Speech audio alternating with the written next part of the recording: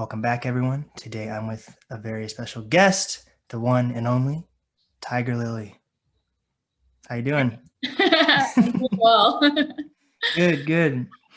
So, right off the bat, with all this whole pandemic going on, people calling it the Kung flu, just racism all around the corner. Like, I personally seen racism, and I could tell probably you, being an Asian American woman, has probably seen racism with this also. And I just love to open the floor starting off with that. Like, is there any stories or any experiences you've seen in these past? It's been like 6 to 8 months now. So, Yeah, I'd say for me, it's really been a time just to kind of like educate myself because I mean, I've seen racism, but I mean, the stuff that's going on, I mean, it's obviously disproportionately affecting like African American people. And my manager, she's an African American woman. And so, I spend like more time with her than anybody else, especially like during quarantine. So I was really getting to see and like kind of learn from her, like I guess just listening and realizing the things that I didn't understand and just being able to educate myself. She just kept saying like, because I think everyone has an opinion on things, but I mean, like when you're not really the one being affected, you have to kind of take a step back and really listen to the people who are being most affected by what's going on. So I was listening to a ton of podcasts, actually, like Code Switch, I love, Race Wars, all of that. Going to the protests, of course. And in Seattle, they've been pretty crazy. But yeah, I had all my songs coming out, like kind of launching as an artist during this period too. So that was kind of it was kind of a weird time. I mean, I was trying to figure out like what can I kind of do to help beyond just going to the protests, beyond posting on my social media. So for both of the songs that came out, we did like benefit concerts. So the first, we raised money for the Marsha P. Johnson Institute, and the second was for the Audre Lorde Project. So that was just kind of like a small way. And we had all artists of color performing at the first one. And so just trying to think of ways, but yeah, no, it's definitely been an interesting time and a really rough time. Yeah. for sure. That's crazy. So, how'd you do your benefit concert? Was it virtual or was it all in person? Yeah, it was on Instagram Live. So, and I had never gone on Instagram Live before that. So, like the logistics, it was very interesting. And I think a lot of the artists we had, they had never done like a concert on Instagram Live either. And the first one we did, we were pretty ambitious with it. We had like 8 different artists, a lot of them from like Seattle. And we basically just lined it up back to back. So we had like a sound check virtually the day before on someone's like Finsta. And then like the next day, it was like everyone was just like, you have to be on, we'll log you on in. It actually went pretty smoothly. So Hmm. yeah, we did it again for the second song that came out. Wow. I have a weird thing. Like, I never go on anyone's live because I feel like the point is for people to like watch what someone's doing on live, but I feel like it's so weird to just be staring at someone through my phone versus actually being there. So I'm like, anytime I see anyone's like live icon pop up on my notifications, I'm like, I feel like such a stalker if I actually want to see what they're talking about. Yeah, it's kind of a weird dynamic because like you're live, everyone else is like completely silent, just like watching you, but you're not interacting. Hmm. But yeah, I always accidentally click into people's lives, like when I first log into Oh Instagram, yeah, and I'm always like, oh no, get out, get out. yeah. I feel that. So, are you currently like in New York or are you in Seattle right now? I'm actually in Los Angeles right Los now. Angeles. Okay, completely Yeah. opposite. Yeah, the last like 2 weeks, I came down with a friend of mine, and I was just gonna come for the weekend, and now I've been like living on their couch for like 2 weeks because I really like it here. Oh wow. So now I'm thinking maybe I should like relocate. I don't even know. But yeah, I guess it's been a lot of different places because right before, like I guess like back in March, I was living in New York, and then I went to Seattle, and I guess now I'm in LA, but I can't say I live in LA. I'm on this couch, so. Hmm. Well, I guess that probably makes a well-rounded artist though, because those are like the main. Seattle's on its way to being like a music hotspot, but like there's Seattle, New York, and LA. They have so many different types of vibes. Like isn't it supposedly like one's faster, one's slower, and one's like medium or something like that? And like Yeah, I forget I how the order, but yeah, I especially don't like when you're know which. I'd imagine Seattle's got to be like the most chill out of them. I mean, LA and New York are just so big. I mean, LA especially, I feel like feels like even way larger than like New York. Because after a while in New York, you just I started to think of it as like, okay, there's Manhattan and there's Brooklyn, like it's just like two neighborhoods. But I feel like the music scene's definitely a different vibe, and that's part of why I wanted to like when I was like kind of launching the second phase of an artist and doing my pop stuff versus the rock stuff. I wanted to go back to Seattle instead of recording stuff in New York because I really like the vibe in Seattle, and I mean the music community is more tight knit there, so it felt like a good place to go back to. Mm. Is Seattle? I actually looked this up this morning because I wanted to see which cities are like what genre is the most prominent in whatever city. So like New York, of course, like hip hop's like the number one, and then like pop's kind of mixed in a little bit of rock. And then when I looked up genre for Seattle, of course, it's like grunge and like even like classical or orchestral or anything like that. But like there's like 2 pages of just like different types of words to say symphonies basically. But there was no mention of hip hop. And I was like, oh, that's pretty interesting. But there was no mention of pop either. In And Seattle, from my perspective, I feel like there's maybe like a bigger hip hop scene than pop scene. But what do you feel when you look at Seattle?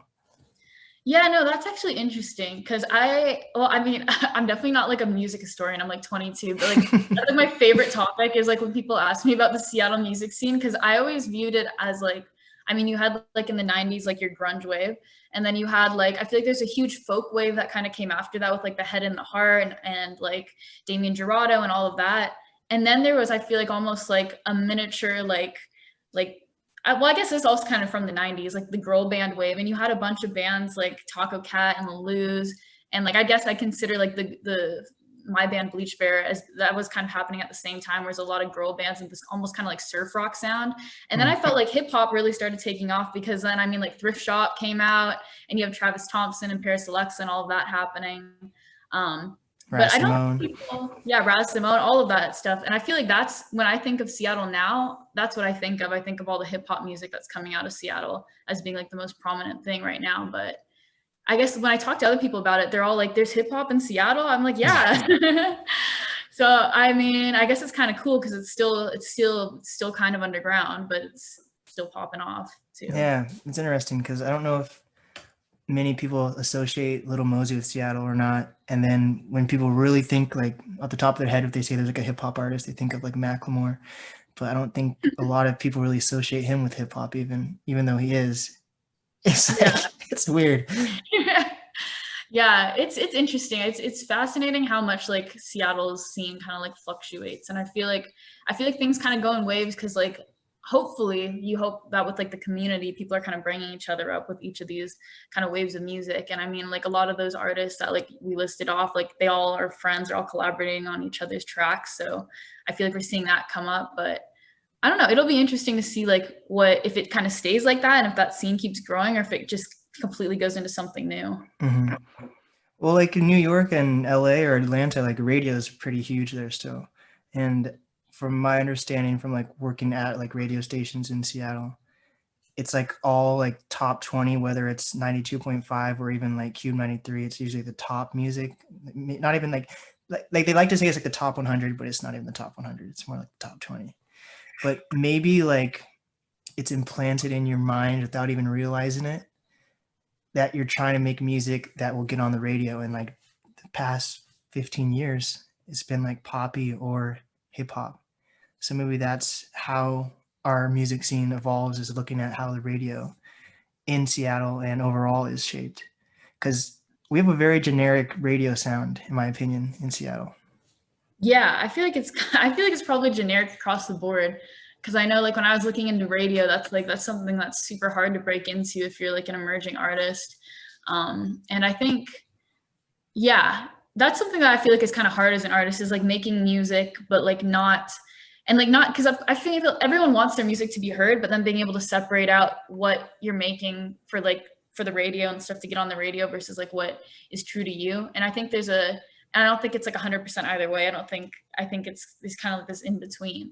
So that's been something I think about with my music. But yeah, no, I think that's definitely influences it. Like whatever is going on and what's popular and what you're hearing, that's people tend to gravitate towards that. And I mean, you even see that like you see that all the time with like bigger artists. Like somebody will drop something that blows up and then everybody's kind of like on that wave. Mm-hmm. Yeah.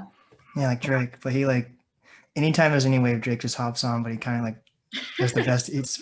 He just destroys it though, in a good way. Yeah, but just kills it. so it's crazy. It's just, it goes from wheelchair Jimmy to Drake. But Yeah. so do you feel like as an artist, pop is one of the easiest genres to break it into radio with? Because I feel like pop, maybe country versus, but if you're like in a lower income area, you're not really listening to country. But do you think pop is kind of like has a very big mass appeal type audience, or do you think it's just as hard being in any other genre as pop? Yeah. I mean, I guess I've seen like both sides of it because before I was like doing music that was like so like I guess I mean it could have been way more obscure than it was, but it was pretty niche. I was doing kind of like this like 1960s inspired like surf grunge rock dream pop grunge. That's what we called it, which is very kind of like niche and odd. And then and then I did this like 360 and started making like pop music. And I'd say that there's pros and cons to both because I mean, like at least with my friends, I think like there's a broader audience of like my friends now that kind of like they mess with my music and they enjoy it now that I'm doing something that's more pop based. But I think also you get a lot of I guess like from other like music listeners like that like bloggers and radio and stuff, like people are very judgmental if you're a pop artist. Like if you're not like a pop artist and you're not like Katy Perry or like Taylor Swift just like knocking it out of the park, I think people really judge you for doing pop music. It's like yeah, I feel like it's like almost yeah, whenever people are like what genre are you, like I'm always like like should I tell them like I always like put in a disclaimer. I'm like I was in a grunge band but now I do pop music because I feel like especially if you're like a woman in pop music, people are just like they just very quickly I think have a lot of stereotypes that they associate with that and assumptions they have. What are some stereotypes that you've seen through that? I think like one of the stereotypes is just like you don't actually have any musical skills, like you're just like a singer, and that like there's someone who's written this song, like someone produced the song, you just like hopped on this song, like that you're not really an artist, you're just kind of like an influencer who's like doing music. Yeah, I get a lot of those. So I mean, and like for me, it's so weird because I mean, I think a lot of people probably get feedback like that, but I mean, like, I guess coming from like my background, like I've been doing music since I was like 12, 13 years old. Like when I was in high school, I was like playing all the like old school venues in Seattle, like El Corazon and like Yes. Crocodile, Numos. Like I grew up playing like those shows like every weekend and like driving out to the cuts to sing on like random tracks and like and like hauling my drum set and like pedal board everywhere. So like that's like totally not how it's been. But I feel like when people hear, and especially because it's like a new project, so like a lot of these songs are new, like people are like, oh, you've been like an artist for like a month, like you just like are an Instagram influencer who like just dropped 2 songs, like they're like I didn't even know you did music, like I thought you were just an Instagram influencer. So it's just like who like does cover songs. So I think that's definitely something that I've like had to kind of like combat that image, which I know is unjustified, but I think to like outsiders that's just what they associate when they like see a girl doing pop music. But yeah, I think you're on the right track when it comes to like these Instagram influencers, because there's definitely a lot of those that like maybe have like there's like the like YouTube families that make a fuck ton of money because they have like their kids that are so cute and they're always buying them gifts or whatever it is, and it's like the perfect influencer family. And then like the husband tries to like drop a song or some shit like that. You always see things like that. So they Yeah. definitely give actual people who want to be a pop artist a bad name. Yeah. It's so hard because I mean, like nowadays you have to leverage social media, but you have to do it in a way where people don't discount you as an artist, and that's like I feel like there's a thin line there. And there are a ton of people who are just dropping. I feel like we're just dropping songs because they're like famous on TikTok or whatever, and like okay, let's just drop whatever. So yeah, it's an interesting time in music because I feel like we're in this like just like this like Instagram or influencer age right now. Mhm. So you have a TikTok. Do you promote your music on there as well, or because you have 2 singles out? Can you even do that yet, or? I should. My manager keeps telling me I need to do that. I haven't been on it because I got like so tired of TikTok after like a month. I like haven't like logged back in since like before the like my first song dropped, but I'll be back. I'll be back on there. Hmm. So how do you go about marketing? Because you're from Seattle, you've moved to New York, and then you're in LA now, but you've also like had a ton of different traveling experience behind you. Have you picked up certain marketing skills that maybe local artists are not privy to or anything like that? Or how is your process different Yeah. compared to others? I mean, I guess With me, so I went to business school, and I went to business school because I wanted to learn how to like market my music. I honestly didn't learn that in business school, but after I got out, I was like, okay, I have like kind of like a base of like I understand kind of like how this works. And I also like worked in like I like interned in the music industry at some like labels and management companies when I was in New York because I was like I need to figure this out because I mean I really didn't do any marketing when I was in the rock band, like absolutely nothing at all. And I guess some things that I realized is like a lot of the stuff you can kind of do yourself, like reaching out to like press, reaching out to radio, reaching out to like submitting to playlists. Like I think Submit Hub's a great resource. Just leveraging like your network, figuring out I guess just like who your friends might know, like word of mouth stuff. I think leveraging social media is important too. Like I don't think you can really, I mean, if you want to completely ignore like TikTok and stuff, like hopefully you have like know some friends who are on there, but I think you have to use social media to some extent. That's why I started doing like the covers on my Instagram channel because people liked the covers. So I was like, okay, I'll do that. So I think just figuring out like just how to like, I guess like, yeah, how best to leverage the platforms and playing to like whichever ones you like. And yeah, because you don't want to be just forcing yourself to do shit you don't like for marketing. But yeah. Yeah, it's interesting. The social media thing's crazy. Like even like pictures aside, for like if a guy wanted to do like a cover art, like a cover song, I feel like it wouldn't gain that as much attention unless you're like kind of have like a Sam Smith type vibe versus if you're a female artist. Why do you think that is? I think it really just comes down to if you're a cute guy because I've seen some really cute guys with really awful voices blowing up on Instagram. So Hmm. I think I think that's part of why like I mean maybe I have a biased view because TikTok just shows me stuff that I've seen before, but I feel like I feel like Instagram is hard. I was talking to my friend about this because I feel like it's very much focused on like appearances, like on Instagram. Like on, I guess on TikTok it might be focused on something else, like cool tricks or whatever. But at least on Instagram, like the people I see blowing up with their covers are just like attractive people singing. So, Can yeah. people get like signed from covers, or is that more just like they like the attention of people seeing them sing? Like, do people have an overall goal when they usually are doing covers?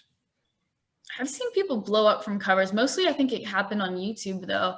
I think there's like a funnel where sometimes people will pick you up for like TV shows from there, like The Voice or whatever.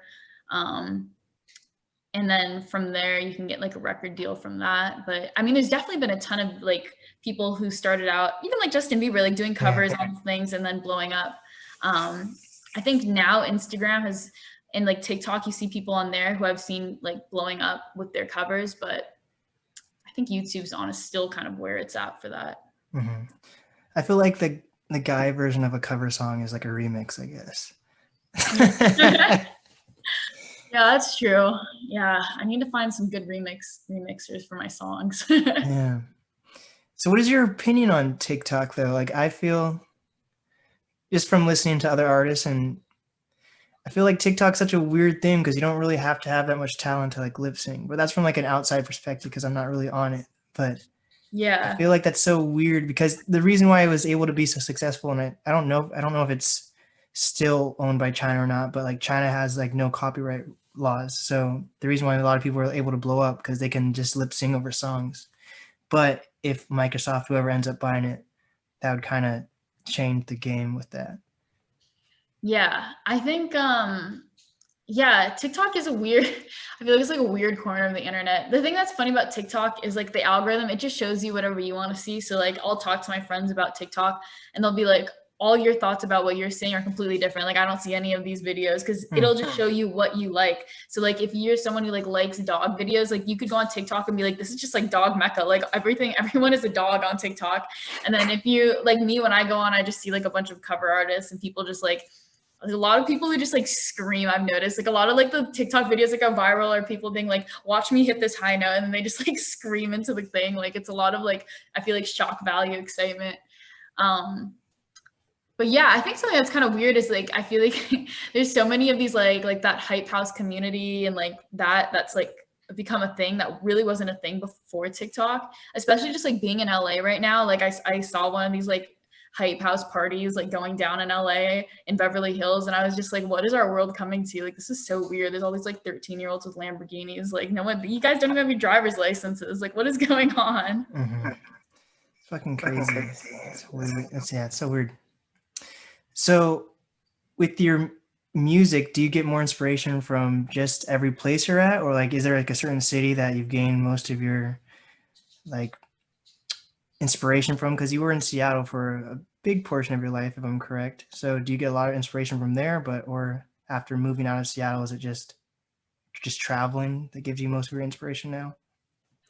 Yeah, I'd say all the songs are about people, and the people just happen to be in the cities. So I named them after the cities. Um, but yeah, I always write my songs about like as like they're always like letters, like they're always things that I want to say because I feel like that keeps me like honest when I'm writing them. Is if I like so like I'll read over the lyrics and I'll be like, okay, if I sent this as a letter to this person, like would this make logical sense or would they be like, what is this about? So I try that's what kind of keeps me honest in my songwriting. And yeah, I did travel a lot. I was living in London, Barcelona, Medellin in Colombia, then New York, Seattle, I guess now on this couch in LA, but I don't know if I'd count that. But I feel like everywhere I went, like I kind of felt like I was a different, it was almost like a different, I felt like almost like living a different life, like you become somebody else. And then those relationships I made when I was in these places, like romantic and non-romantic, like those are kind of what inspired the songs. Hmm. So when you first moved out of Seattle, can people tell that you're from Seattle? Like, do we have an accent or anything like that that people pick up? Yeah, people always tell me I have an accent, but like an accent from like the actors in like Fargo, like the movie, like they always are like, what? Why do you say like dragon and like bagel? So I Uh, don't know if I have a Seattle accent or this is just my own thing. Dang, that's so crazy. They say you sound like someone from Fargo. Damn, that movie was Yeah, hilarious. You're yeah, I talking love about that movie. I watched it again the other night. you're talking about the wood chipper one, right? Or Yeah, the yeah, weird. It's such a weird film. yeah. So someone that I noticed that you mentioned in your press releases is Masao. So how do you know Masao? Oh, Masao? Yeah, is it Masao? Is that how you pronounce it? I call him Masao. I'm terrible at people's names. He just lets me call him Yeah, that. yeah, Masao. He has like a ground zero radio, Yeah, right? yeah, yeah. Yeah, I met Masao through like a friend of a friend, and they were like he's a manager in the industry, like you should talk to him. And I thought it would be like one of those like one time like coffee conversations, but he's really become like a mentor to me, and he's just someone who's like I feel like he's such a giver, and he really just wants to like help out artists, which is just like so nice. Like he's always there whenever I have a question about anything. He'll give me his honest opinion about things. And yeah, I have an in studio with Ground Zero Radio coming out, I think in like 2 weeks. So that's exciting. They just moved into the Bear project, and it's really cool. Yeah. How do That you was know I him? don't even remember how I met him. It was back in like December or something. Maybe he just reached out to me over Instagram, but then like I met him in the studio and then like the next week or something I did like 3 interviews there just back to back to back. And then we've just stayed in contact and yeah, he's just I don't even really know how I met him though, but he's just a really crazy nice guy. Yeah, he's just like the nice guy. And it's awesome what he's doing with like the radio station, because Yes. I mean, there were so many programs in place, and I think they're still in place. Like when I was like growing up in Seattle, like there was like Sound Off and like More Music at the More and like all of these things, and some radio stations out in like Bellevue that were kind of making a community for like youth and the arts. But I don't know if they still exist, but like I know like what Masao is doing, like he's definitely like he's gonna keep it going. So it's Mhm. nice to see. That's crazy. That's his name. Is Yeah. Masao. I'm I calling was him like, Masao. yeah. I was like, who's that? I was like, I'm not gonna even try to pronounce his last name. It's like I think Yamamada. I think it's Yamala. I don't know. We're just like butchering his name out here. Oh god. But Yeah. yeah, he introduced me to. Do you know who Martial Law is? Yeah. I went and saw him live, at like a benefit concert like last year. Okay, yeah. Yeah, that's yeah, Masao introduced me to martial law and then we did an interview like 3 months like right when Chaz and Chop ended because they like became like the house band for that. Mm. And then they have like a new project coming out that's based around this whole George Floyd thing. It has like a lot of traction behind it. So that's exciting to see that come out. It comes out like this Friday, whatever Friday is, the 25th or something. That's exciting. Yeah, I'll I'm check terrible with it out. dates. Yeah, I am too. It always happens that like the release for something that I'm doing is like approaching. Like my music video comes out in like 2 days, and I'll just completely lose track of time. And then my manager will be like, "Yo, this is dropping like tomorrow. Like, did you remember?" And I'm like, "What?" But yeah, time just flies, especially in quarantine. Like you just kind of like lose track of like where you are, what's going on. Hmm. So with a lot of your press releases, it says you're like a New York artist from Seattle. And what I've noticed from a lot of artists, don't like tell me to name someone because I'm terrible with just remembering names off the top of my head. But what I've noticed with a lot of artists that do blow up, they don't really claim Seattle. Like whether you know it right now or not, like down the road, you'll be like, oh shoot, that person's actually from Seattle once they have like a Wikipedia page or whatever it is, you Yeah. know. Why do you think that is? I think people just like to be associated with like New York and like Los Angeles, probably Nashville.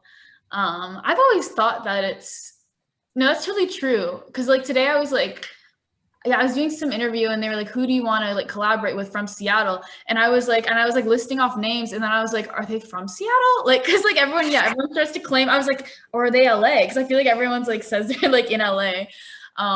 But I've always thought it's cool to claim Seattle, maybe just like having been in a grunge band. Cause like, I mean, Seattle's still like gonna forever be like the grunge city. So I always thought that that was kind of badass to be from Seattle. And I feel like also just like New Yorkers are so different. Like I learned that living in New York, the people who are from New York, that's a whole different like breed of animal, like the people who are from Seattle. But yeah, I think I wonder what's going to happen to Seattle's music scene. Cause I mean, it's one of the music cities. I don't think anyone would deny that. Like there's been so much great music that's come out of Seattle, but I feel like it's hard to live up to like its heyday back when there was like Jimi Hendrix and all of that. Like I feel like it feels like it's kind of like, I don't know, like whereas LA is forever just like on top, like Seattle, I feel like, I don't know. I hope it doesn't like fade out. I don't think it ever will, but like I think people who are from Seattle, like we got to put an effort to make a community around the music scene there, because if there's no community, that's why people leave. And I've definitely heard other artists in Seattle like complaining about that, like that there's not enough community, that there's not enough of like the artists supporting each other, and that's why people leave and go to like LA or somewhere else. So I think, yeah, I think the people who are from Seattle need to like put an effort to like bring up the other artists around them. A lot of artists definitely like butt heads in Seattle. So there's not really a lot of media outlets also, which makes it hard versus when there was like an MTV and all that helping with like Pearl Jam and all that. But we don't really have a media outlet like that. So I'm doing what I can, and there's other little podcasts doing what they can. So Yeah. I mean, it's great. Yeah, no, I think it's great that you're doing this. I think everything helps. And like, even like, I mean, I was so excited when I met Scarlett Park and she has like Park Ave going on. And cause it was just so refreshing to see like other people who are like, yeah, just like supporting each other within the music scene. And I remember like when I threw that benefit concert the first time, like what some of the artists afterwards, they were like, you know, it's really nice you like put this on. Cause like no one in the Seattle music scene's ever reached out to me, like other artists. And I've been here for like years doing this. So, I mean, yeah, even those artists who leave, and I mean, there's been so many artists from Seattle who have blown up, gone to LA, whatever. I think like coming back to Seattle and like when they are in Seattle, like paying attention to who's still in Seattle and like reaching out to people and trying to like shout out other people. Cause there are artists in Seattle who have blown up. There's artists who are doing really well who aren't like claiming Seattle necessarily. And I think that if there was more community, it would do a lot for everyone. mhm. I feel like it has to be another word that people need to make up versus blown up. I feel like it's such a used word. I use it too. I just don't know what else to use. Yeah, catapulted, shot off. Yeah, I don't know. I don't think Yeah, that would yeah. sound something rockets launching. Hmm. So, do you tap into the Seattle culture and music scene still, and but you've also been to like New York, like you said. So, do you tap in with both local scenes, or do you focus on local scenes at all? Yeah, I mean, I kind of feel like I slept on music while I was in New York because I was in business school and I didn't really know what to do with myself because my band was still together, but everybody was broken up. So I kind of took like a hiatus for like 4 years when I was in New York. And I mean, I did stuff while I was there. Like I opened for Social House, which was like incredible, like right before I left. But it was a lot of like one-off like concerts that I was doing out in New York. And so that's why I feel like I've definitely been more in touch with like the Seattle community. Because I mean, I grew up singing on like Travis Thompson's tracks and like Adam Nystrom, and like when I came back, um, I like P. Cruz. I sang on some of his songs. Him and Panther are like my really good friends. So I feel like I've definitely like my music community is definitely in Seattle, not necessarily over in New York, but I still have a lot of friends who are doing music out in New York too. Mm-hmm. So do you think it's pretty common and reasonable for people to have to leave Seattle to make a name for themselves, or do you think it's possible to stay in Seattle and make a name for yourself? I think it's definitely possible to stay in Seattle. I feel like there's a ton of artists who have already done that. Um, but yeah, it's definitely hard. But I think it's also hard to make it in anywhere else because I mean, if you're in Mm. LA, you have to compete with everyone, and I mean, if you're in Seattle, at least it's kind of easier to make a name for yourself than if you're in a city with like millions of other artists. So I think honestly, it's just kind of hard wherever you go. I don't think you have to. I don't think you have to leave necessarily though, and I mean, like especially with like how big streaming is and everything. Like there's artists who don't even play shows who've blown up. I feel like you could kind of make it anywhere, but it's also hard anywhere. Mhm. It's just weird because there's no really like cookie cutter answer for how to make it in whatever genre music you are or in media in general. It's not luck of the draw. It's just like working as hard as you can and making the right connections basically. But you can't just be like, if you do these exact steps, you're going to get somewhere, because that's not the case really. It's just everyone's Yeah. journey is different.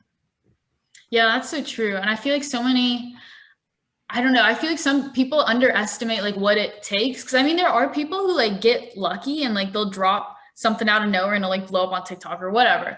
But like, I feel like the vast majority of people, like it's such a grind and I mean, I was just so impressed, honestly, when I came back from New York. Cause like I said, I kind of took off like 4 years and I came back and like all the people who were like, had been on that grind with me before, like playing those shows every weekend, and like they were all still there doing it. And I was like, wow, you guys really inspire me. Like, and I think that's like, especially when you're not like when you're not like on like all the radio stations and you're still like in your basement like making beats with everyone else, like it gets exhausting. And I mean, people do get exhausted. My friends literally I think this is the year like things are going to start happening.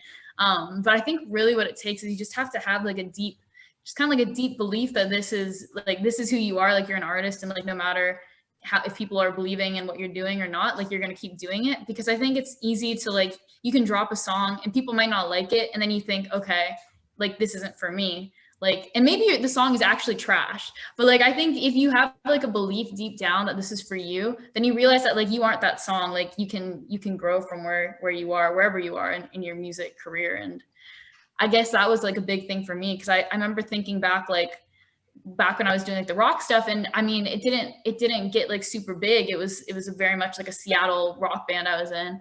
And I remember thinking like, I guess it's not like, this isn't for me, like music just isn't for me, like I'm just gonna go to like business school and like whatever happens happens.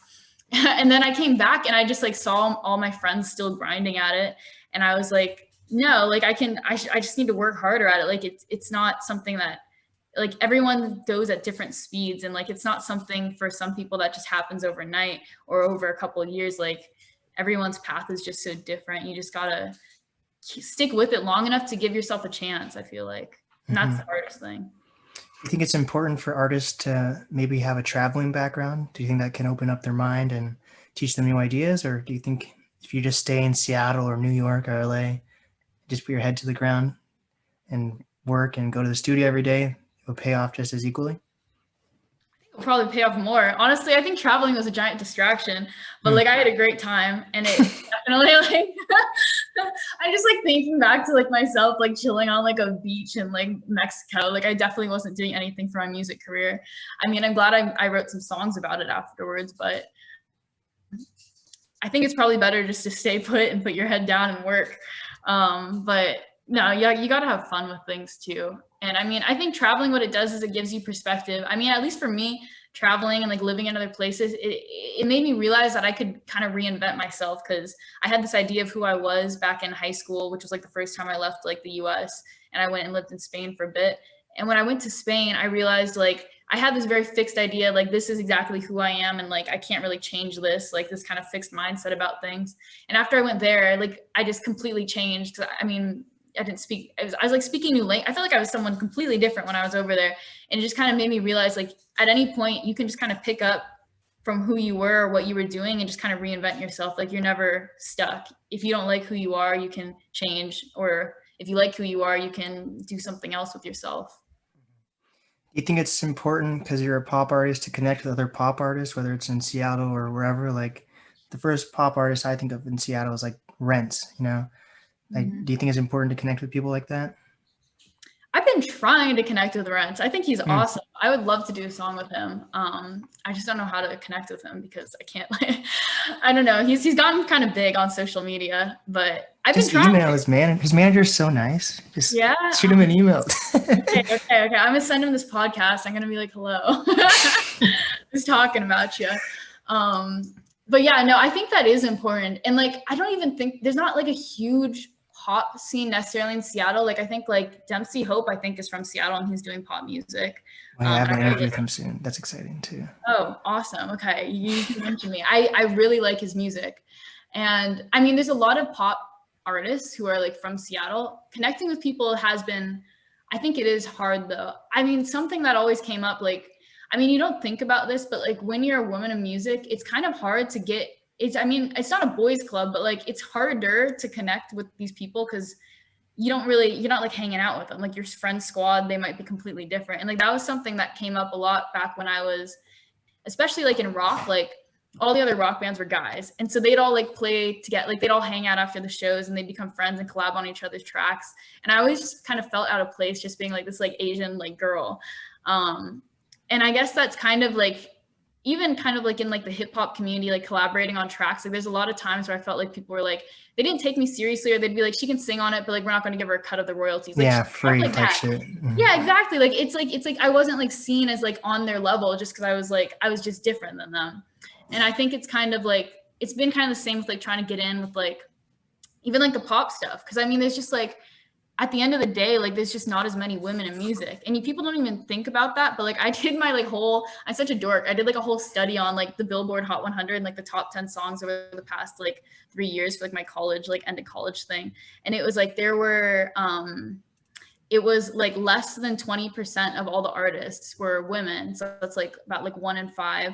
And then there were no Asian female artists at all represented. And so, I mean, there's still a lot of inequality, especially like in popular music, but I don't think people really think about how it plays into like the dynamics, but it definitely makes it harder to connect with people like when you're a bit different.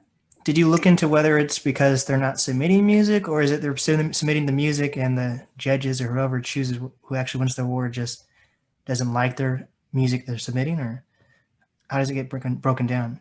Yeah, man, it's probably so hard. I mean, like, so yeah, I was looking at the Billboard Hot 100. So I guess to get on the Billboard Hot 100, there's a billion steps before that. I think part of the problem is like, there's a couple different things playing into it. I think part of it's just like I think part of it starts with like those stereotypes, like I was talking about. Like, I think when people have certain stereotypes, like if you're like an Asian woman in pop, like I think part of it's like people think like this doesn't work. Like when I was in rock, I definitely felt that way where I was like like the entertainment industry doesn't understand what I'm doing. Like they were like, you are like 3 Asian women in grunge music. Like this doesn't make sense. Like wow, that's not marketable. They were like, why don't you do K-pop or J-pop? Like I literally had like music industry people telling me like go to Japan. And I was like, that's like totally not what I'm doing. So if people don't get it, I think That's so partially. racist. Did you think about it that way? Because that's racist as fuck. Yeah, no, it was super racist. But I mean, like, I think it's just because like the industry has these stereotypes. And like when I was looking into the Billboard Hot 100 and reading things about race and how it plays into it, people were saying like, even with like Bruno Mars, like people didn't know what to do with him because he's like a mixed race artist. And they were like, what can he do? Because they have like the music industry has these profiles for people and they're like, okay, you're like African American, like let's put you in like rap or hip hop. Like you're like a white girl, let's put you in pop. Like they have these stereotypes of like things they think are gonna work, and they want people to fit into these categories. So if you're an artist who doesn't like fit into a category and there's no precedent of like someone who's had success doing what you've done, then people don't know what to do with you. So I think part of it's that. I think part of it's like the stereotypes, and then I think part of it's probably just kind of like that community. Like when I was in New York City working at all these like major record labels, like you'll notice it's just a very like white male dominated industry. And I think that definitely plays into it, because I think certain people just don't get what you're doing, especially if like everyone is like an old white guy. They're not going to understand what you're doing if you're doing something that they don't get. And so I think there's a lot of things that are kind of playing into that dynamic of why you're seeing this like kind of like misrepresentation in the music industry. Even though this might be stereotyping, I feel like women artists or female artists, that's female artists, not woman artists, not even proper grammar. But what I've noticed with the ones that I've worked with is they usually have better marketing and business skills versus like if you're a rapper, you just drop your stuff on SoundCloud or wherever. But I feel like they realize that there's a bigger barrier they have to cross. So like I just interviewed, this was a few months ago, but like I interviewed this girl named Lexi Lalani. Yeah, Lexi Lalani. And her manager was like going to business school just so she can help with managing better, things like that. Like I don't know if I know a ton of male artists whose managers are trying to go to business school just so they can help the artists better. Yeah, no, I think you definitely, I feel like there's definitely like a vibe that you have to overcompensate. Cause I mean, I was, like I said, like before I did pop music, I was doing rock music for like 10 years and I'm only like 22. I literally was like, I started when I was like 12. And by the time I like kind of gave up on that dream, there'd been so many people who tried to like screw me over or like promise me fake stuff. Cause in the music industry, there's always these like people like these guys who come in and they're like, okay, I'm gonna make you a star, like just like give me X amount of dollars and like I think you have a lot of potential, like we're gonna switch everything up, whatever. I've heard that spiel so many times. So I was like, I'm gonna go to business school, I'm gonna go to New York City, like where everything's happening, and I'm just gonna figure it out for myself.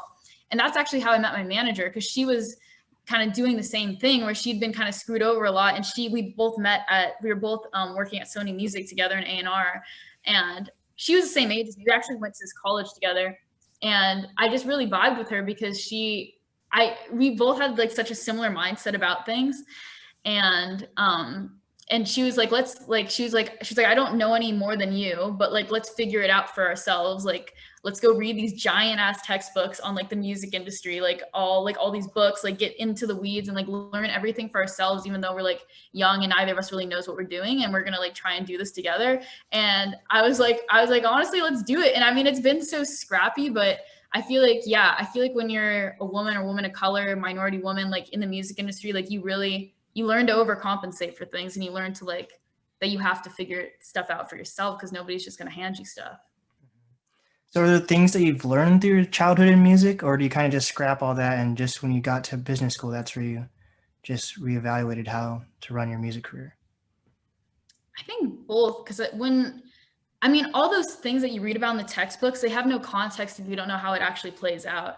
So it was like reading the things in the textbook and then applying it. But it's not even really the textbook. I mean, that'll give you like the legal rights and it'll teach you like, okay, this is what you need on a split sheet to make it like legally binding. But I think most of it I learned from watching other artists. And I met a lot of artists who were super smart. Like honestly, artists are like the smartest people I've ever met. Like the ones who are actually making in the industry, because you have to be so scrappy and so smart to figure it out.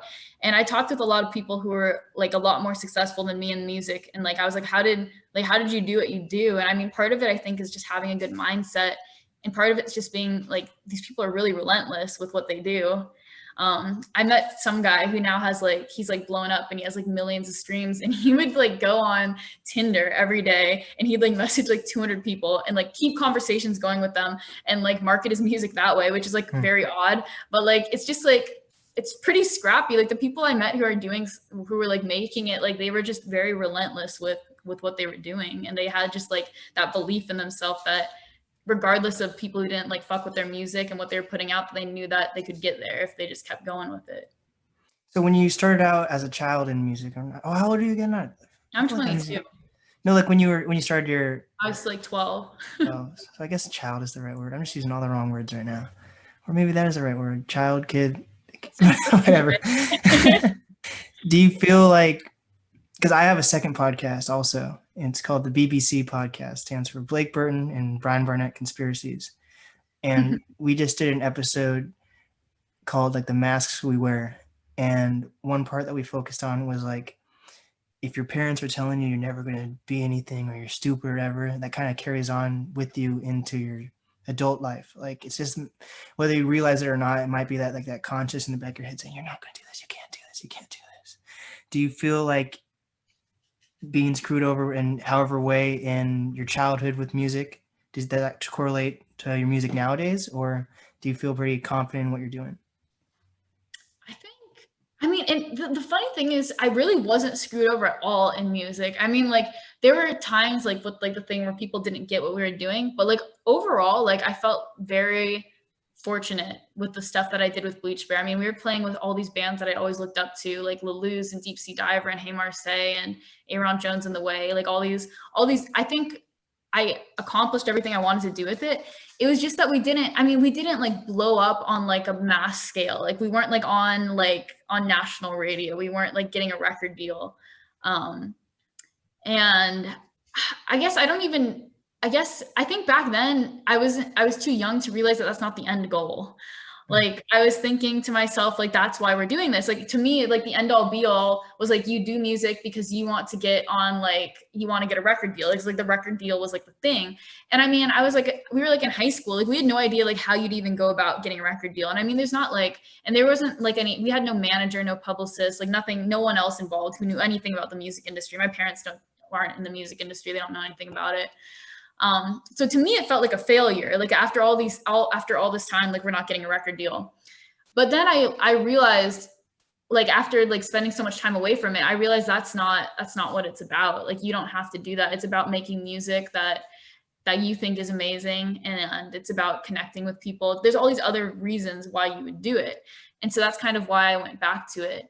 I mean, I think I was kind of, I mean, there's definitely things that I came to understand when I got older, looking back, where I was like, that was kind of messed up. Like, why did, like, I guess the things I told you about, like getting cut out of splits and like being like discriminated against, that I couldn't tell when I was in high school. I didn't know what it was. And then as I got older and I realized that's what was going on. And then as I started to learn more about the industry in general and kind of seeing behind like kind of like the back end of it and realizing like these are issues that I saw on a very small scale in Seattle that are a massive scale, like the inequality of representation and like the sexism, all of these are huge issues. And then that kind of, I mean, I guess that's what I carried with me, just being that kind of knowledge. And that's kind of like with what I'm doing now, I think it's really messed up that there's not like, there's hardly any like Asian American women in the music industry. And I was like, I want to fight for that. And I want there to be greater representation for that. So I guess that's kind of inspired what I've done. Yeah. So how do you know your worth when it comes to an artist, as a person, American, I mean, not African American, Asian American? Yeah, I guess, I mean, it's hard. I think you just have to have like this deep belief deep down.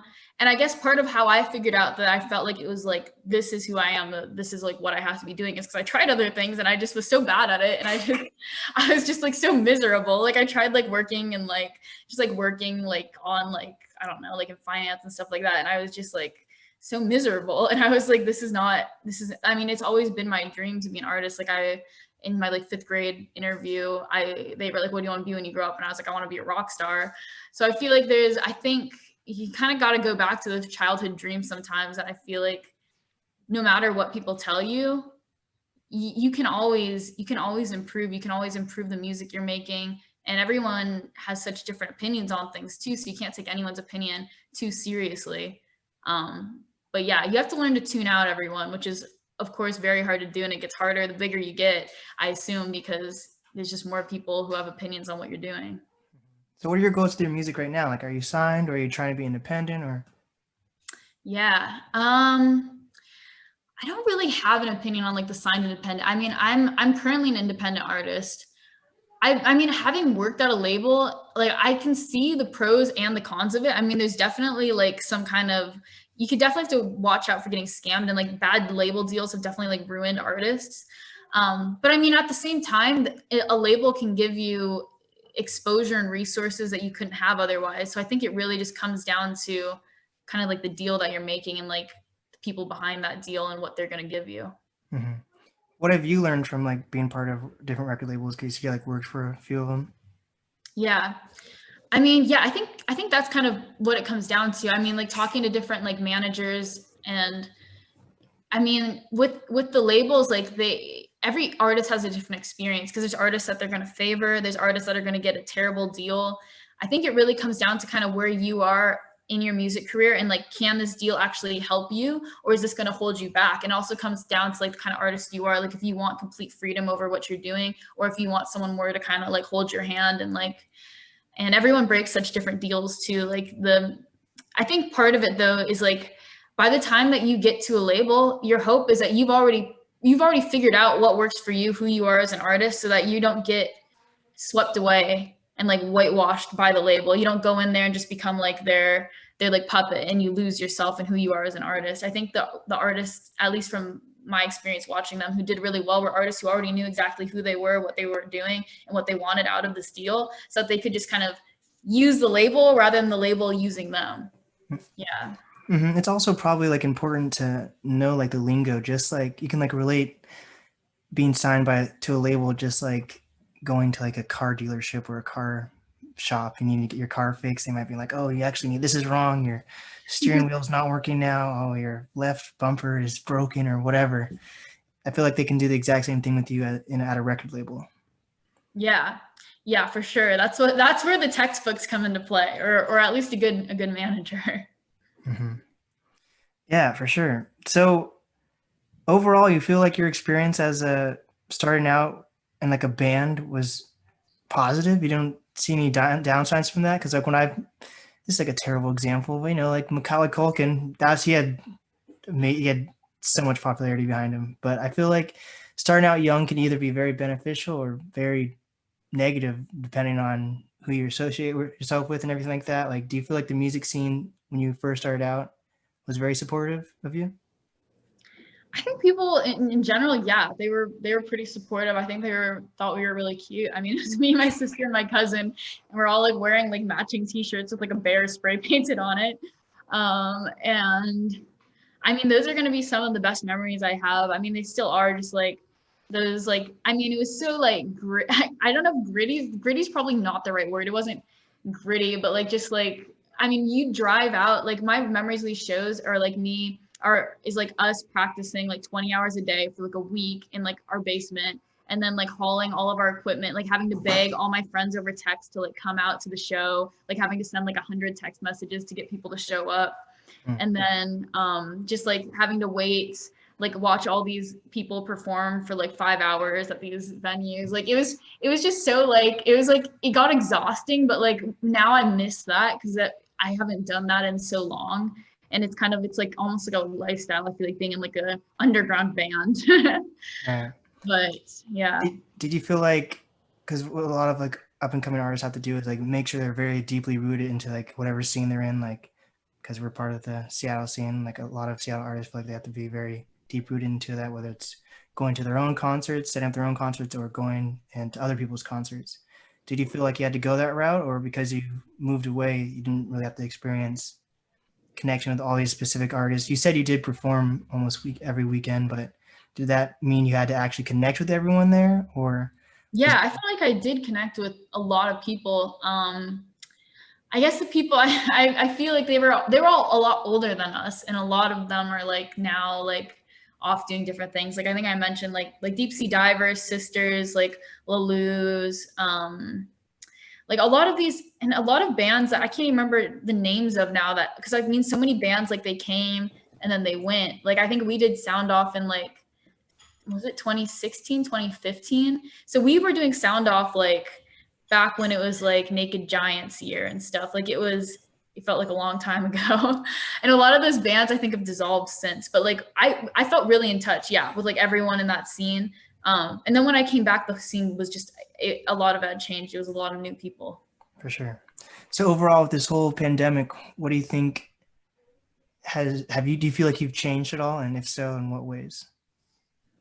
Yeah, I think for me the pandemic made me slow down, and I honestly can't say that I'm sure that these songs would even come out if it weren't for the pandemic, because the pandemic just like, I think it's so easy to get swept up in what you're doing. And at the time I was just living in New York, just kind of like not doing music. And I mean, I feel like that could have been the path I went down, but then the pandemic hit and I came back to Seattle and I didn't know what to do with myself. And I was like, I should go back to music. That's what I actually love. And I just kind of forgot for like a bit. And so, I mean, I think it made me stop and think and realize like, this is really what I want. And I feel like now, now I'm in a point where I'm like super excited about like all the collaborations that I can do in the future and like all the music that's going to come out, and just trying to, I guess, steer the ship, because my life was really going in a completely different direction, to be honest.